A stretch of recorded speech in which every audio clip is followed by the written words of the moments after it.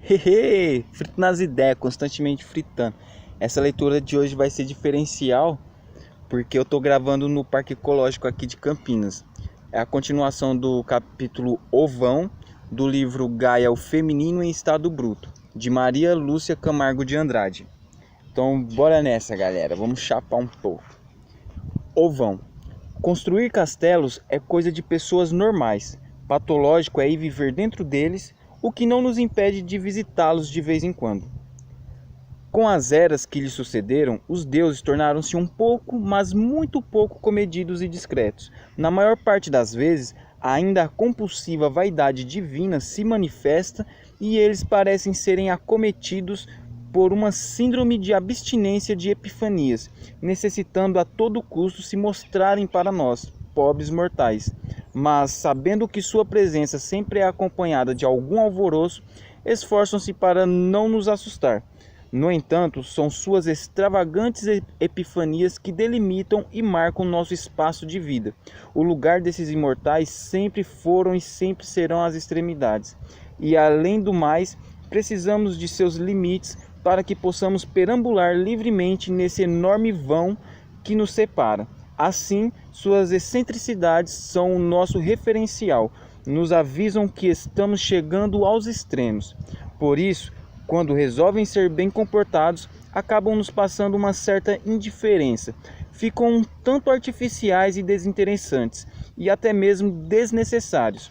Sua ausência ou até mesmo seu comedimento torna-se para nós um abandono que leva alguns humanos a um total desatino, a perda desse referencial, do limite daquilo que ficou estabelecido como sendo humano, do vão.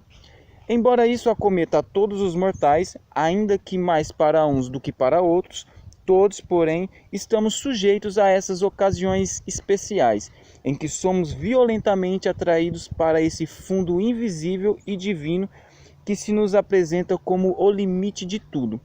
Teremos então tocado o intocável, o inefável? Teremos transitado de uma pretensa ordem para um suposto caos? Mas, para que isso aconteça, os humanos precisam abandonar aquilo que nos impede a transcendência, a razão, nem que seja por instantes. E isso nada mais é do que uma escorregada até as extremidades, até o mundo. E isso nada mais é do que... Errei, calma aí, me empolguei. E isso nada mais é do que uma escorregada até as extremidades, até o mundo dos deuses, da desrazão, coisa que para muitos não é nada fácil.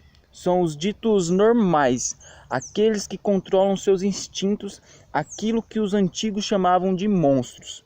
Entre esses, os mais felizardos sublimam, e parece ser nesse estado da alma que nascem grandes obras, o que seria afirmar que em toda grande obra se oculta um ser monstruoso.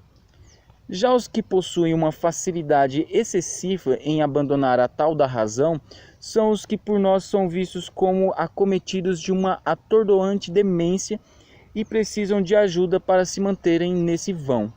Sentem-se como se possuíssem um ímã, uma força geralmente incontrolável que os atrai para as tais extremidades.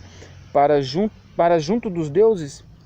Então, todo cuidado é pouco, no sentido de trazê-los de volta para esse vão, o que pode significar muitas vezes uma árdua tarefa. A isso chamamos loucura, que nada mais é do que uma certa inadequação, um inconformismo em aceitar viver dentro dos modestos estatutos que os deuses determinaram para a vida em nosso vão. No entanto, há aqueles que voluntariamente se deixam escorregar, ainda que por pouco tempo, até essas mesmas extremidades, mas nesse caso parece tratar-se de mortais escolhidos pelas musas. Será possível a realização de algo realmente grande sem que ao menos toquemos nessas extremidades? É possível impedir que nossa alma não escorregue, desobediente, contrariando as regras do habitual, do vulgar, do corriqueiro, quando ela nos incita para o sublime? Esses são os poetas, acometidos por uma loucura temporária. Nullum magnum ingenium sine mixtura dementice fuit. Traduzindo, nunca houve um grande gênio sem alguma mescla de demência, disse um dia o racional Aristóteles.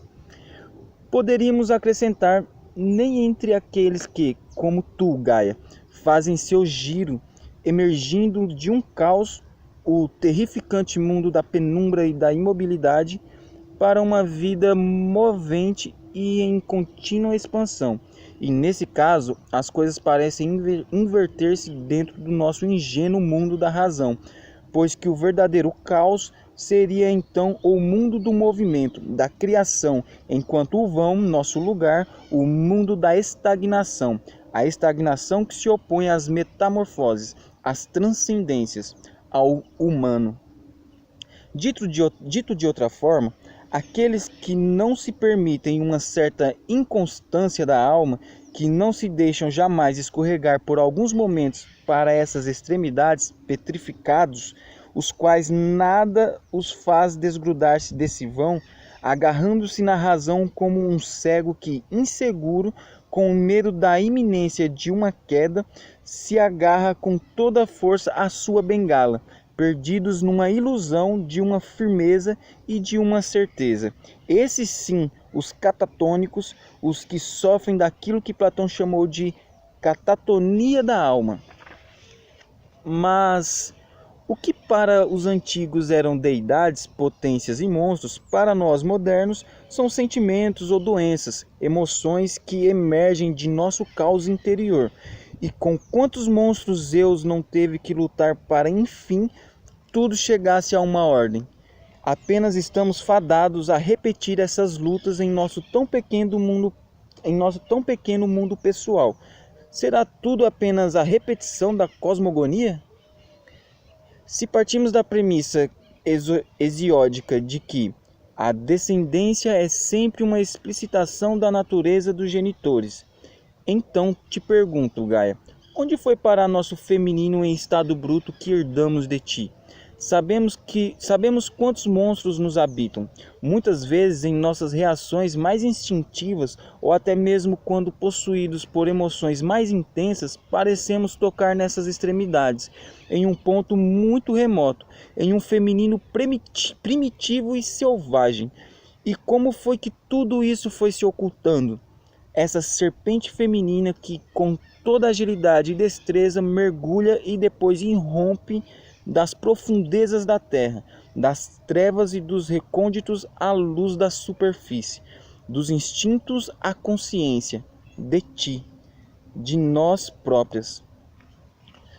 Tudo se parece como se esses seres indomados que ficavam soltos pelo cosmo, rondando naquele conturbado mundo primordial, imortais que são, sobreviveram às sucessivas eras, e quando as coisas no mundo já estavam se tornando um pouco menos extravagantes, o que para os deuses podem traduzir como um pouco mais enfadonhas e soturnas, acabaram sendo absorvidas por nossa psique, aquele sopro inicial que anima as matérias e que é como um toque final, um bilhete de entrada para a vida nesse vão, nosso espaço. Então, sorrateiramente instalados em nossas psiques, silenciosos, incrustados em nosso âmago, continuam muito vivos e ferozes, e muitos deles só em raras ocasiões devem ser soltos. Porém, já que agora nos referimos apenas ao feminino selvagem, algumas humanas perdem o controle sobre eles e os deixam escapar com frequência. Mas estas são aquelas que se enquadram naquele tipo que falamos anteriormente, os que sofrem de algum nefasto delírio da alma. Os arrazoados não conseguem dosar, tampouco sabem o que fazem, por motivos que dentro do possível nos esforçamos em apontar, porém jamais em entender. Alguns de nós rendem-se com mais facilidades a esses tão cruéis inimigos. A sensatez nos adverte para que jamais sejamos complacentes com essas forças primitivas. É preciso violentá-las cada vez que nos deparamos com elas em nosso espaço, nosso vão. São tantos os monstros que seria impossível lembrar-lhe de todos.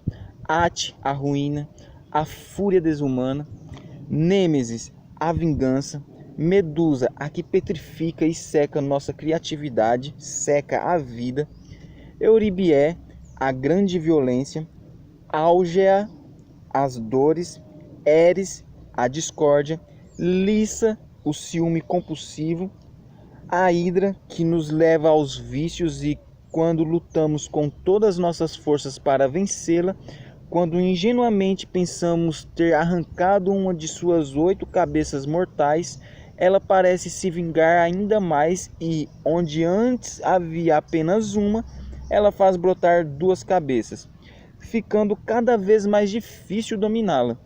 A 9ª cabeça, essa é imortal, o que significa que, na melhor das hipóteses, conseguiremos enterrá-la viva e colocar uma pedra em cima, como fez Héracles em um de seus 12 trabalhos.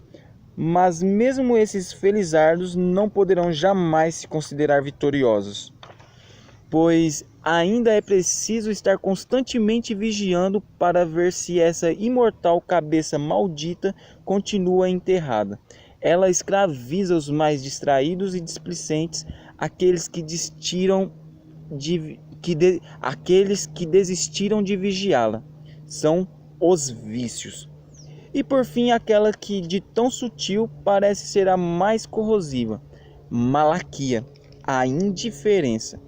Esses são alguns desses monstros, todos muito perigosos, todos femininos.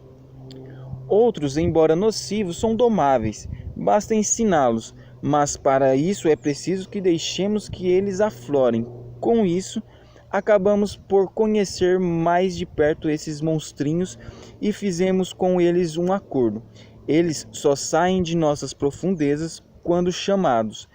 Dependendo das circunstâncias, deixamos que eles deem uma voltinha por esse vão, para darem uma arejada. Por vezes nos arrependemos, é quando eles causam mais estragos do que prevíamos. Noutras, comportam-se de forma exemplar, e enquanto eles agem, damos uma folga para aquela que quase nunca tem direito ao descanso, a tal da razão. Esses são os monstrinhos necessários para a nossa sobrevivência nesse vão. Embora menos nocivos, porque já mais domados, esses últimos são os que costumam nos dar algum problema. É preciso que saibamos o momento e o lugar certo para invocá-los e muitas vezes nos enganamos, ou de hora ou de lugar. É quando o caráter irreversível de nossa condição humana nos cobra pelo erro de uma atitude. A isso chamamos de arrependimento, remorso, precipitação. Isso quando os soltamos, mas às vezes erramos pelo contrário, por prendê-los. A isso damos os mesmos 2 primeiros nomes anteriores, mas a esses 2 acrescentamos um outro, o medo. Nada mais humano. Ainda há outros necessários e que nos desafiam. São os que fazem parte do séquito de Eros e Afrodite, como a Apate e Zelos, o engano e a rivalidade amorosa.